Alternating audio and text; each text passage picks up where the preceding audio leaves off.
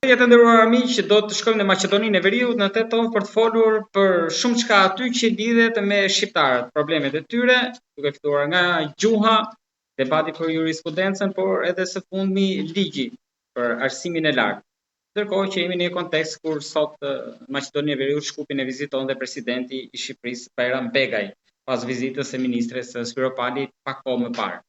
Për të folur për këtë dhe për shumë çështje të tjera, kemi të ftuar zotin Agim Nuhiu, pedagog në Fakultetin e Drejtësisë, ish ministri i brendshëm i Maqedonisë së Veriut. Zoti Nuhiu, përshëndetje edhe faleminderit shumë.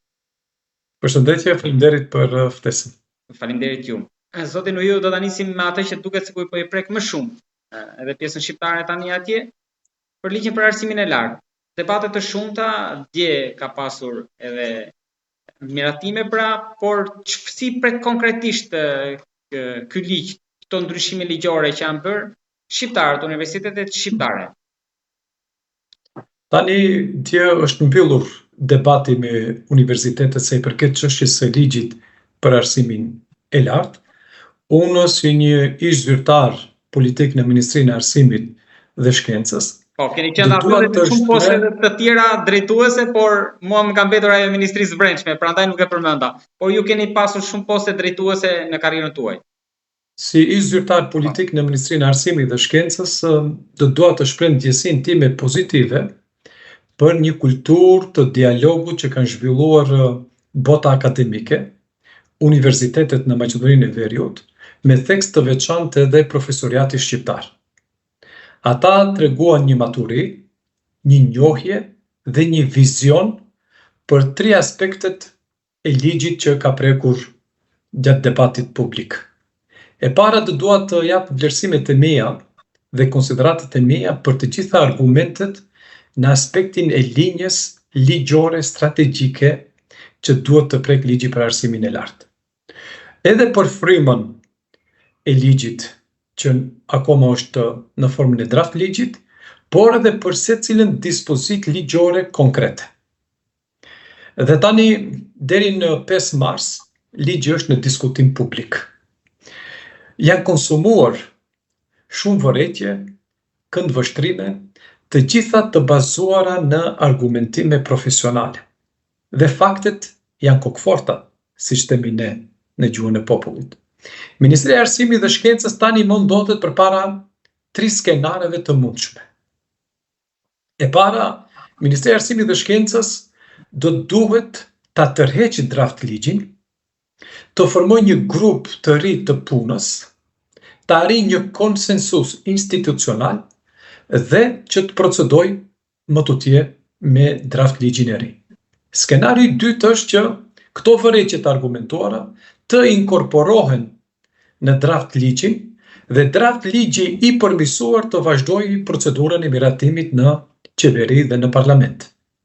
Dhe skenari i tretë, që është më i rrezikshëm, është që të mos merren përballë këto vërejtje dhe të shtyjë Ministria e Arsimit dhe Shkencës me bryla brenda një shumice politike që e kanë në qeveri dhe në Parlamentin e Maqedonisë. Për mua, Ministria e Arsimit dhe Shkencës duhet të bëjë zgjidhjen më të mençur. Cila është ajo zgjidhja më e mençur? E para, të bëjë pezullimin e përkohshëm të procedurës për sjelljen e ligjit për arsimin e lartë. E dyta, të krijojë një grup të ri të punës ku do të përfshihen përfaqësues të Ministrisë së Arsimit dhe Shkencës, universitetet e Maqedonisë së Veriut, Akademia e Shkencave, konferenca interuniversitare, profesoriati, studentët dhe të gjithë aktorët të cilët preken nga sjellja e këtij ligji. Po ky ligj është situar diskriminuese, ligji me qëllime centralizuese. Konkretisht, si prek universitetet shqiptare, pra ku i godet? E para, dua të them që forca e ligjit nuk matet me shpejtësinë që duhet të sillet, por me konsensusin institucional që të ketë efekt. Tani preken autonomitë e universiteteve.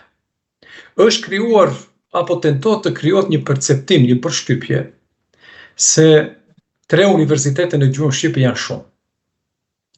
Dhe po krijohet perceptimi se këto paraqesin barë për shtetin. Pra, qëllimi është mbyllja. Po sigurisht aty ka një derë që të implementohet ajo qasje që tani më Ministria e Arsimit dhe Shkencës e ka proklamuar edhe nëpër debate publike, që Maqedonia nuk ka nevojë për shumë universitete. Atëherë kur shqiptarët bën 2 universitete në gjuhën shqipe me financim publik dhe një universitet tjetër me financim publiko-privat, tani po krijohet shqetësimi se paraqesin barë për Maqedoninë e Veriut. Përkundrazi, universitetet janë vlera, kapitale për kombin, për popullin dhe për shtetin, dhe asesi nuk duhet të mendohet se ata paraqesin barë. Kujt i pengon Universiteti i Tetovës apo Universiteti Nën Tereza në gjuhën shqipe në Shkup?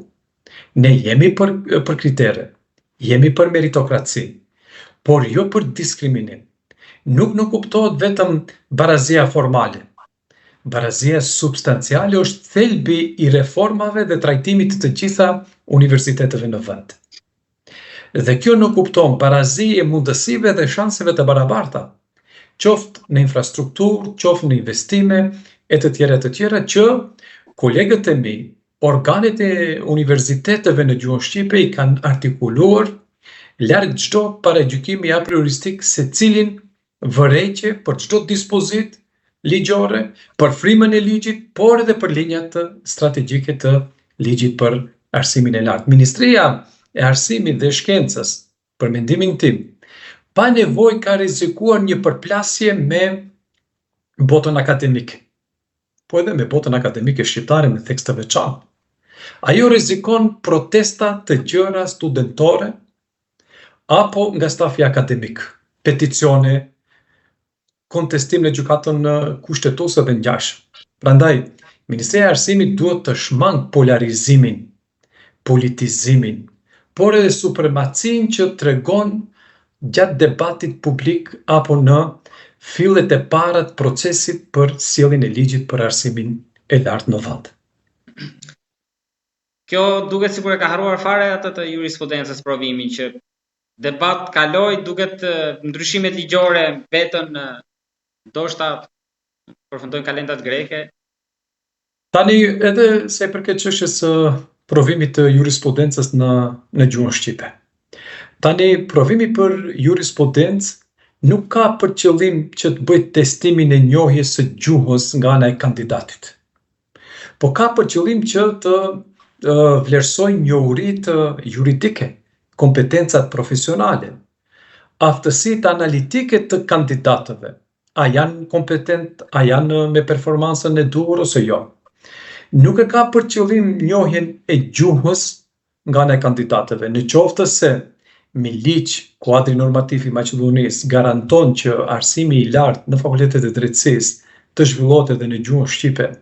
Ju lutem, edhe provimi i jurisprudencës duhet të jetë në një vijë lineare me këtë përcaktim, sepse kandidatët shqiptar vëhen në pozitë diskriminuese. Ata të duhet të jenë të koncentruar për aspektet gramatikore, morfologjike, sintaksore të gjuhës maqedonase. Derisa ka mësuar në gjuhën shqipe, ata edhe provimin për jurisprudencë do duhet ta japin në gjuhën shqipe. Nuk duhet të trajtohet kjo si një kërkesë politike, si një çështje politike, por është një e drejtë themelore e kandidatëve që të trajtohen në mënyrë të barabartë me kandidatët tjerë maqedonas. Sa pesh ka tani faktori jo në shqiptar në qeveri që ti bllokoj ndoshta ato qëllimet e ligjit për arsimin e lartë, apo do jemi në të njëjtat kushte si me provimin e jurisprudencës që nuk do të dëgjohen fare? Tani, unë prapë dua të jap mendimin tim. Në vendin tonë ka forca të cilët janë të përgatitur për të bërë rezistencë. Ja, janë 300 e ca studentë që kanë bërë një peticion për provimin e jurisprudencës. Unë gjej indikacione që edhe studentët, se i përket çështjes së ligjit për arsimin e lartë, profesoriati, bota akademike, përfaqësues të konferencës interuniversitare, të Akademisë së Shkencave të Maqedonisë, të gjitha këto do të rreshtohen krah për krah njëri me tjetrin dhe do të rezistojnë se i përket çështjes së diskriminimit që po ushtron pushteti ekzekutiv apo që tenton pushteti ekzekutiv ta ushtrojë. Unë kam shpresë që faktori politik shqiptar të jetë më këmbgulës në këtë aspekt dhe në qoftë se ministri i drejtësisë shmang zbatimin e gjuhës shqipe në provimin për jurisprudencë, atëherë ata mund të inicojnë një çështje problematike në qeveri, qeveria të sjellë konkluzion me rekomandime për ta detyruar Ministrinë e Drejtësisë që të marrë të gjitha veprimet e nevojshme logjistike për përgatitur një test të standardizuar dhe kandidatët shqiptar të vënë në pozitë të barabartë me kandidatët maqedonas. Zoti Nuhiu, a keni besim që kjo çështje nëse miratohet ligji për arsimin e lartë, ashtu në atë variant që e do qeveria, Mickovski, të përfundojë në gjykatë kushtetuese dhe aty ndoshta të keni shpresë që mundet të rrëzohet, pra përtej parlamentit. Po e përsëris edhe një herë. Skenari më i rrezikshëm është që Ministria e Arsimit dhe Shkencës të mos i marrë për bazë vërejtjet. Ata do duhet me njëherë të ndërpresin procedurën e sjelljes së ligjit për arsimin e lartë, sepse siguron polarizim, shkakton polarizim, por do të provokojë edhe protesta, peticion nga ana e stafit akademik, por edhe kontestimin në gjykatën kushtetuese. Me premtimin që për këtë ligj do ta ndjekim dhe do të flasim sërish në vazhdim, se duket sikur ky është vetëm fillimi, lejoni që të kalojmë te çështje të tjera politike. Së fundit ishte dorëzimi i artan grupit i zëvendës kryeministrit që ishte erratisur, u dorëzua pak ditë më parë në Blllat. Por çfarë ndodh tani, sepse duket sikur kishte një marrëveshje ndoshta që ti dorëzohen ne do të lënë në arrest shtëpie, sepse vetëm pak orë kaloi në paraburgim në qeli. Por nga Vleni nuk kanë munguar dhe deklaratat politike që e cilësojnë si kuti të zezë që mund ta trondisë BDI-n. Pra çfarë skenarësh mund ndodhin me grupin tani në këtë pozitë, apo fakti që mund të jetë negociuar të rinë arrest shtëpie mundet që kutia e zezë mos hapet? Unë nuk besoj që ka negociata të kësaj natyre, sepse kam ndjekur veprimet institucionale që kanë ndodhur vis-a-vis kthimit të ish zëvendës kryeministrit shqiptar në qeverinë e Maqedonisë së Veriut. Kemi prononcim të Agjencisë për Siguri Kombëtare, kemi prononcim të shërbimeve të Ministrisë për Punë të Brendshme. Në anën tjetër, e kemi kthimin vullnetar të tij pranë organeve të drejtësisë. Nëse ka kaluar koha parahetimore dhe hetimore, që nuk rrezikohen faktet, provat, apo nuk ka indicie se ai mund të ikë sepse ai është kthyer në mënyrë vullnetare, dhe ç'kuptim ka paraburgimi në këtë rast? Dhe ne jemi duke kundërshtuar shumë dhe këtu në Tiranë, është debati i madh që nuk duhet të politizohet skajshmërisht. Mendoj që organet e drejtësisë, po edhe ato ligjzbatuese, që përmenda paraprakisht Agjencinë për Siguri Kombëtare, shërbimet e Ministrisë për Punë të Brendshme, është prokuroria dhe është vetë gjykata që i kanë konsumuar të gjitha aspektet dhe për mendimin tim është një vendim korrekt. Personi duhet të trajtohet i pafajshëm derisa nuk provohet e kundërta. Po efekte politike do ketë apo jo? As këtë. Tani unë nuk pres që të ketë efekte politike, sepse nuk është çështje politike, është një çështje juridike me profil penalo-juridik dhe do duhet të ketë epilog juridik. Në aspektin ndërkombëtar, si janë raportet e qeverisë me partnerët, sepse nuk kaloi pa vëmendje fakti që nuk ishte ftuar në bordin e paqes, pavarësisht kritikave për këtë organizatë, por tani sigurisht që është një çështje që ne duhet të marrim me rezerva të mëdha.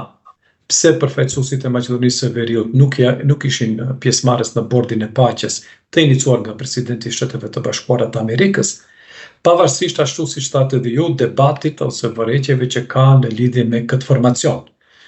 Ndërmjetësimi, do dua ta them përpara jush, ndërmjetësimi është i njohur në të drejtën ndërkombëtare publike, sepse llogaritet një instrument më efikas, më i drejt për drejt, që do të flakë burokracinë brenda organizatave ndërkombëtare, që të arrihet më shpejt paqja, që të ndalet një konflikt i mundshëm etj, edhe që akumulohet në personazhin e një politikani, të një presidenti të shtetit etj.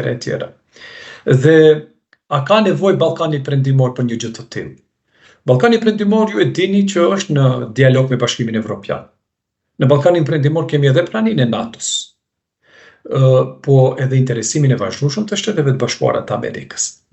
Pavarësisht kësaj çështje, ne nuk kemi një konflikt të hapur, por tensione politike kemi. Marrëdhënie të pastabilizuara Serbi-Kosovë kemi. Kemi situata të cilet nuk janë të kënaqshme brenda Maqedonisë së Veriut, në aspektin e marrëdhënieve ndëretnike. Pavarësisht se në media mundohen që gjërat edhe të mbyllen, por në esencë ekziston një luhatje, një lëkundje e thellë e marrëdhënieve ndëretnike në Maqedoninë e Veriut. Dhe kur t'i marrim të gjitha këto parametra që i thash paraprakisht, lënia anash e përfaqësuesve zyrtar të Maqedonisë së Veriut në këtë bord të paqes është shqetësim dhe do duhet të trajtohet me kujdesin e veçantë se cilat hapa do t'i merr qeveria në raport me konsolidimin e politikave të jashtme. Ata do mos jenë formale, po të jenë substanciale. Zotin Uiu, si e shikoni tani faktin që Shqipëria dhe Kosova ishin aty, edhe duket sikur me këtë situatën që BE-ja nuk e di ku ka kokën, është baja ajo që e merr në dorë Ballkanin nga njëra anë, nga ana tjetër vendet e Ballkanit thonë që ne jemi gati që të hyjmë në BE dhe pa të drejtë vetoja. Po kjo do ishte, si gjykoni, çfarë të ardhme do kishte? Do kishte rezultat një prani pa të drejtë vetoja, sa ashtu i bie sikur jemi tani, se edhe tani ata na thonë që ju jeni në Europë. Atë e dim ne. Do na thonë që jeni në Bashkimin Evropian, por pa të drejtë vetoja, pra vetëm spektator. Ashtu, antarësimi në Bashkimin Evropian, pa të drejtë vote, nuk është ajo që është thelbi i Bashkimit Evropian. Dhe për mua kjo do të shkaktoj një Evropë me dy nivele të barazisë. Një barazi që është me plot kuptimin e fjalës, në aspektin e iniciativave të vendimmarrjes politike të Bashkimit Evropian, dhe tjetra një nivel tjetër që do të jemi të dorës së dytë. Dhe kjo është jashta përcaktimeve të traktateve të Bashkimit Evropian. Mund të ketë përfitime të karakterit ekonomik, mund të ketë edhe përfitime të një stabiliteti politik, mirë po nuk e kënaq atë që është thelbi i Bashkimit Evropian. Do ta mbyllim me Kosovën, pasi nesër zhvillohet stanca e radhës për gjyqit për Hashim Thaqin, tashmë jo të tjerët, por vetëm për të dhe zyrtar të tjerë në Kosovë të radhë për pengim të drejtësisë. Pra përfshirë pra dhe dosjen e parë. Fillimisht javën e parë ne kishim edhe kërkesën pretense e prokurorisë që kërkoi nga 45 vite burg, por ndërkohë opozita e Thaqit pritet që të rëndohet tashmë. Ka nga ata që thonë Thaçi mundet që t'ia hedh nga akuzat e para, por rrezikon tek e dyta, pra pengimi i drejtësisë. Ju si keni parë gjithë procesin në tërësi, atë që mund të ndodhë, por edhe akuzat që pritet të shpalosen nesër, pra dhe pretensa për akuzat e reja. Unë si pedagog i drejtësisë, jurist me vokacion, jam shumë i shqetësuar për gjithë zhvillimin që është bërë në gjykatën në Hag, sa i përket çështjes së gjykimit të krerëve të UÇK-s. Tani të akuzohet edhe për një vepër tjetër pengim të drejtësisë, një personazh kryesor, i cili ka marrë veprime që pikërisht të themelohet kjo gjykatë, ju e dini fort mirë dhe opinioni i gjerë din gjitha përcaktime qendrim. Me një premtim të pashkruar që unë nuk do jem aty. Nuk mund ta themi një gjë të tillë. Megjithatë, infrastruktura institucionale u krijua. Dhe ai në mënyrë vullnetare shkoi dhe u ballafaqua së bashku me kolegët e tij, me shokët e tij, për të mbrojtur atë që në të vërtetë ka ekzistuar. Dhe në gjykatën e Hagës dhe në procesin e gjykimit të krerëve të UÇK-s, unë shoh thyrje të shpatave të përcaktimeve geopolitike dhe geostrategjike. Edhe tani ku e shikoni këtë? Po e shikoj tek qëndrimi i përfaqësuesve të NATO-s, ish përfaqësuesve të NATO-s, në dëshmitë e tyre, të cilat kanë qenë në një vej simetrie me një realitet që ka ndodhur në Kosovë. Edhe ata janë personazhet kryesore që kanë marrë pjesë në atë teatr, të themi në formë artistike. Por prokuroria tha që Thaçi i ka mashtruar, se ata nuk arritën ta zbërtheni dot realitetin. Një 30 vjeçar përballë vestiklarëve të tjerëve. E pikrisht tek një qëndrim emocional jashta kornizave të një drejtësie themeltare. Më le përshtypje se këtu ka prapaskena politike, të aspekteve më të gjëra geopolitike dhe geostrategjike. Do t'ishe dhimbshme që krerët e UÇK-s të paguajnë një faturë të tillë, sepse e lënë në një sfond të errët edhe gjitha të veprimtaritë të lavdishme të luftës. Me la të kuptohet që mund të jetë një dënim politik. Po nëse do jetë dënim politik, që nuk do të bazohet në argumente, në fakte dhe në prova, sepse ne kemi përcjellë çdo procedurë, sidomos procedurën e marrjes së provave, dëgjimin e dëshmitarëve dhe kemi parë dëshmitarë të cilët kanë qenë kontradiktor, me paragjykime a prioristike, paragjykimet emocionale, me rezerva mbi baza etnike etj. Këto nuk i bëjnë nder drejtësisë ndërkombëtare. A besoni edhe ju që nëse do ketë një dënim të katërshës së madhe mund të ketë destabilitet në Ballkan? Te ka artikuluar Ali Ahmeti për të qenë korrekt? Tani Ali Ahmeti sigurisht është njëri më informuar se i përket personazheve në Maqedoninë e Veriut, Kosovë dhe më gjërë, dhe ai ka prekur pulsin e qytetarëve, e strukturave të ndryshme të njerëzve, të cilat janë të indinjuar dhe të prekur thellë nga një qasje jo korrekte dhe jo të drejtë ndaj krerëve të ushtrisë lirimtare të Kosovës. Ju jeni njohur si mirë jo vetëm i zhvillimeve aty, por i gjithë botës shqiptare. Tashmë në gjykimin tuaj, çfarë presidenti i duhet Kosovës aktualisht? Kosovës i duhet një president i cili çdo hap do ta koordinojë me Shtetet e Bashkuara të Amerikës, me Bashkimin Evropian dhe me NATO. Për perspektivën e Kosovës, sigurisht, për perspektivën e Kosovës dhe të rajonit. Pra nuk jeni që të jetë një personazh i tërhequr nga skena politike thjesht për të vullosur aty si noter. Po derisa rreth Kosovës po zhvillohen skenare nga më të ndryshme politike, unë mendoj që duhet të jetë një personazh që do të ketë atribute politike dhe do të jetë komplementar me gjithë hartën e madhe që po ndodhen në Ballkanin Perëndimor dhe më gjerë. Do ta mbyllim me vizitën e Begajt. Edhe vizita juve ju duket honorifike apo mesazhet e tij me të vërtetë mund të kenë peshë që mund dëgjohen? Unë mendoj që presidenti shqiptar po zbaton kushtetutën e Shqipërisë. Ato kanë obligime që të kujdesen edhe për shqiptarët jashta trojeve etnike, flas jashta Shqipërisë politike, pra për shqiptarët nga trojet, dhe shoh me shumë pozitivitet mesazhet e tij vëllëdhërore, po edhe institucionale, do të kenë efektin e tyre në rrjetat politike në Maqedoninë e Veriut. Zoti Nuhiu, të falenderoj shumë për bisedën që zhvilluam dhe çështjet që trajtuam. Ishte kënaqësi për mua. Faleminderit shumë për kontributin tuaj. Faleminderit.